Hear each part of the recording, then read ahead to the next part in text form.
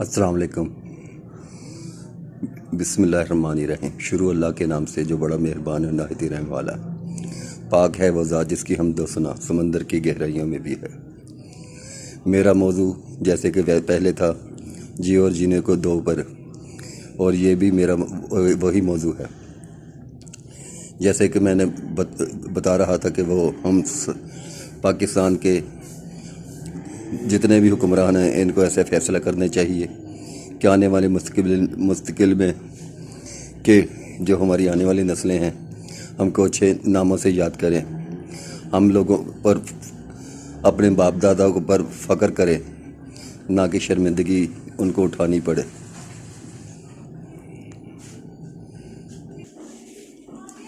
اور ساڑیاں آنے والے وقت ساڑیاں اولاداں ساڑے تے فخر کرے۔ اور ایسے سن فیصلے کرنے چاہیے جو بھی ماضی دے وچ ہو گیا، جو بھی غلطیاں کوتاہیاں سب کو ہوئی ہیں، یعنی کہ کسی ایک کو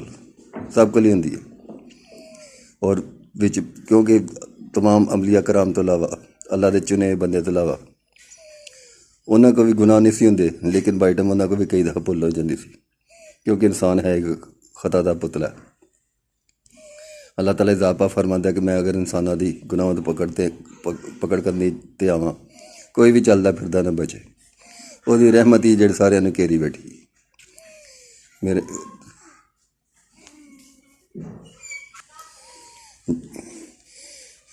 جیسے کہ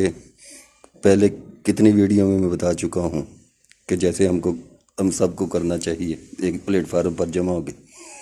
اب اس میں بتاؤں گا اگر ہم نے یہ فیصلے اگر وقت پر نہ کیے تو اس کے نقصان کیا ہوں گے۔ اگر یہ ہم نے فیصلے وقت پر نہ کیے تو ایسے مشکلوں اور پریشانیوں کا سامنا کرنا پڑے گا پوری دنیا کو۔ پوری دنیا اس کی لپیٹ میں آ جائے گی، مصیبتوں کی اور تمام پریشانیوں کی، جیسے جنگوں کی لپیٹ میں، کہ جیسے امریکہ کا مقصد ہے پوری دنیا میں جنگ کروانا اور اپنے اسلحے کی منڈیوں کو گرم رکھنا، کیونکہ ان کا اسلحہ جو بکے گا تو وہ کھائیں گے نا۔ ان کا تو دارمداری یہی ہے، جنگیں کروانا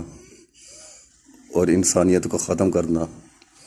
ویسے تو انسانیت کے حقوق کی بڑی بات کرتے ہیں، لیکن مشن ان کا یہی ہوتا ہے کہ جنگیں لگی رہیں۔ تو میں نے آپ کو یہ آپ کو بتانا تھا کہ اس کے نقصان کیا ہوں گے۔ اس کے نقصان یہ ہوں گے کہ یہ آج تو جو یہ بڑھ چڑھ کے آگے الیکشنوں میں حصہ لیتے ہیں، ان کرسیوں پر آنے کی کوشش کر رہے ہیں، آنے والے وقت میں یہ موت کی کرسیاں ہوں گی۔ ان کرسیوں پر کوئی ان پر کرسیوں پر آنے کے لیے کوئی تیار نہیں ہوگا، کوئی بیٹھنے کے لیے تیار نہیں ہوگا۔ جو پولیس کی نوکریاں ہیں یہ موت کی نوکریاں ہوں گی، جو فوج کی نوکریاں ہیں یہ موت کی نوکریاں ہوں گی۔ کیسی خانہ جنگی لگے گی کہ آپس میں مسلمان ہی اور دوسرا افغانستان کی اور پاکستان کی جو انہوں نے جو ان کی آپس میں مخالفت انہوں نے ڈالی ہے امریکہ نے، تو یہ مخالفت بڑھ جائے گی، آپس میں ایسی دشمنی پیدا ہوگی دونوں ملکوں کے درمیان میں، اور پھر کافی جو وزیر سفیر ہیں کافی قتل ہوں گے۔ تو پھر اور جو بچ جائیں گے پھر کہیں گے ہاں کہ ہم آپس میں لڑ رہے ہیں غیر ملکوں کے لیے، غیر مذہبوں کے لیے، ہم مسلمان ہیں آپس میں کیوں لڑ رہے ہیں۔ پھر یہ آپس میں صلح کریں گے اور پاکستان افغانستان کو کہے گا کہ ہم اب آپ سے صلح کرتے ہیں، لیکن افغانستان کہے گا کہ پہلے امریکہ کے اتحاد سے علیحدگی اختیار کرو۔ پھر پاکستان جو ہے امریکہ کے اتحاد سے علیحدگی کا اعلان کر دے گا، پھر امریکہ بھی چیخ پڑے گا، کیونکہ جب پاکستان امریکہ کے اتحاد سے علیحدگی اعلان کر دے گا تو پھر یہ ایسے پلیٹ فارم بنیں گے کہ مسلمان ممالک تمام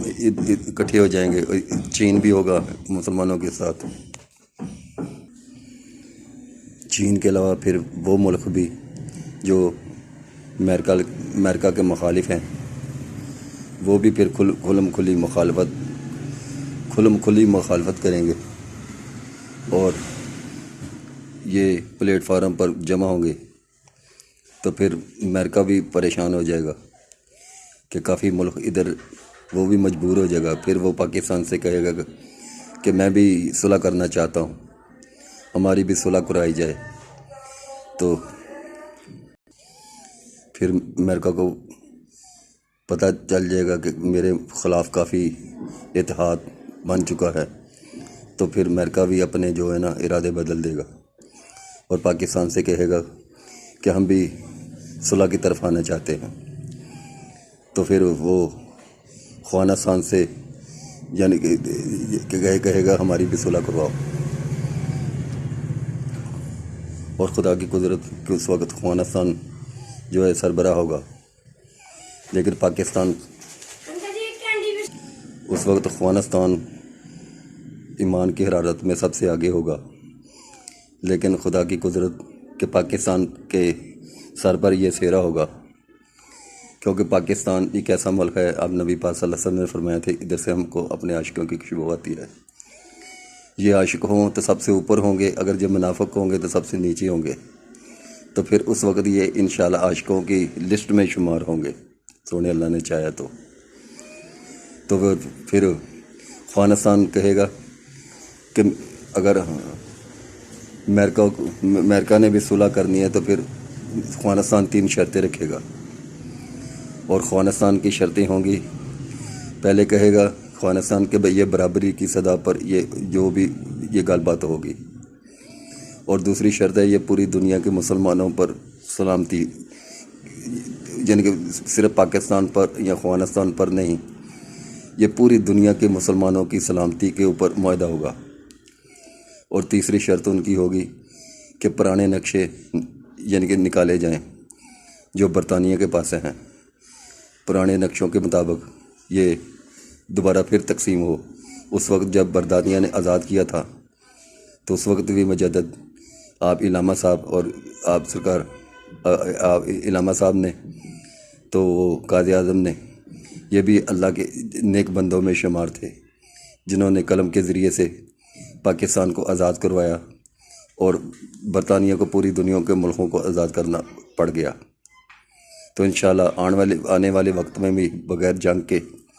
یہ پوری دنیا میں ایک امن و امان قائم ہوگا، سونے اللہ نے چاہے